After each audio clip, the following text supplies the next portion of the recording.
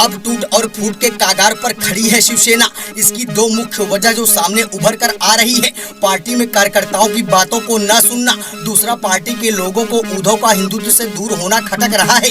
अब शिवसेना या फिर कहेगी उद्धव सरकार के मंत्री एकनाथ शिंदे के बगावत के बीच जो अहम जानकारी सामने निकल कर आ रही है, जिसमें विधायकों की तरह ही शिवसेना के 19 में से करीब 8 से 9 सांसद उद्धव का दामन छोड़ सकते हैं। हालांकि दल बदल विरोधी कानून की वजह से शिवसेना में रहना उनकी मजबूरी होगी। वहीं अब उद्धव ने जनता के नाम एक भावनात्मक संदेश जारी कर वह अपने सरकारी आवास को खाली करते हुए मातोश्री पहुंच चुके हैं। वहीं शिवसेना सांसद भावना गवली ने सीएम उद्धव ठाकरे को एक पत्र लिख बीजेपी से गठबंधन करने को कहा है। अब इस सियासी उठापटक के बीच तीसरे दिन शिवसेना के 41 एमएलए समेत 50 विधायक गुवाहाटी पहुंच चुके हैं। शिंदे को अलग गुट बनाने के लिए केवल 37 विधायकों की ही जरूरत है। अब वहीं महाराष्ट्र में मचे सियासी घमासान के बीच अब ममता बनर्जी की पार्टी तृणमूल कांग्रेस की एंट्री हो गई है।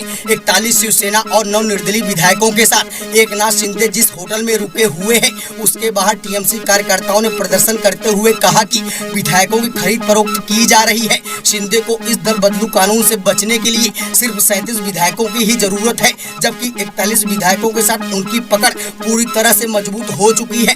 उधर शिवसेना के 19 में से 9 से ज्यादा सांसदों ने अभी तक एकनाथ शिंदे का समर्थन किया है। वहीं अब कयास लगाया जा रहा है कि ये संख्या बढ़ भी सकती है। वहीं शिवसेना विधायक दीपक बसंत केसरकर ने कहा कि शिंदे ने कई बार उद्धव को समझाया कि एनसीपी और कांग्रेस हमें बर्बाद कर रही है, पर उद्धव अपनों की बातों पर कोई मंथन नहीं किया। यानी इन नेताओं की बातों को उद्धव ने इग्नोर किया और उन्होंने इसे कभी गंभीरता से नहीं लिया।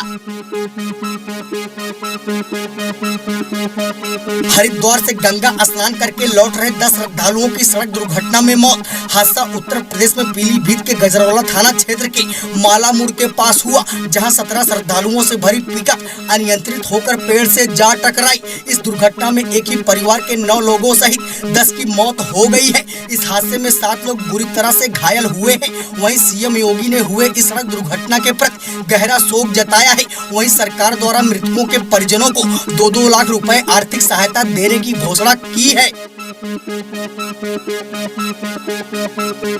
झांसी के सदर थाने में तमंचे पर डिस्को करते हुए पुलिस वालों ने की फायरिंग। तमंचे पर डिस्को वाले सॉन्ग पर वीडियो में सिपाही नाचते हुए दिख रहे हैं, जबकि वहीं एक गोली चलाते हुए नजर आ रहा है। जबकि डीजे फ्लोर में नाचने वालों में एक व्यक्ति वर्दी में, जबकि कुछ बिना वर्दी के नाच रहे हैं। गाने के बीच में एक युवक फायर करते हुए नजर आ रहा है, जो कि उसी थाने का सिपाही बताया जा रहा है। सीओ सिटी राजेश ने कहा कि थाने में तैनात पैरोकार का रिटायरमेंट था, उसकी पार्टी चल रही थी। वहीं उन्होंने बताया कि कांस्टेबल कुलदीप जो वायरल वीडियो में असलाह दिखा रहा था, उस पर केस दर्ज करते हुए निलंबित कर दिया गया है। बाकी पुलिस कर्मियों की भूमिका को लेकर जांच की जा रही है। तहसीलदार बनने के बाद शादी से इनकार कर दिया प्रेमिका ने।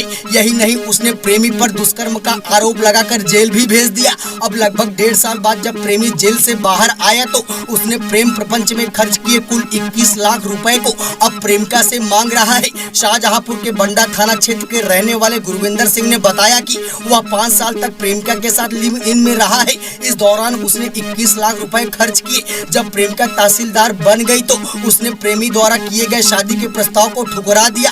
अब प्रेमी ने न्याय की गुहार लगाते हुए कोर्ट में प्रेमिका के खिलाफ याचिका दायर की है। वहीं गुरविंदर ने बताया कि वर्तमान समय में महिला अधिकारी प्रयागराज में तैनात है। उसने आगे कहा कि प्रेमिका ने 2 जनवरी 2021 को प्रतापगढ़ में मुकदमा दर्ज करवाया था।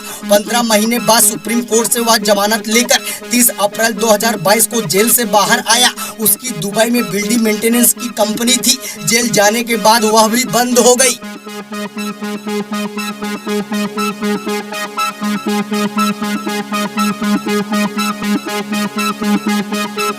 प्रतापगढ़ से नई चेतना के लिए संवाददाता संदीप तिवारी के साथ विनोद त्यागी की ये रिपोर्ट।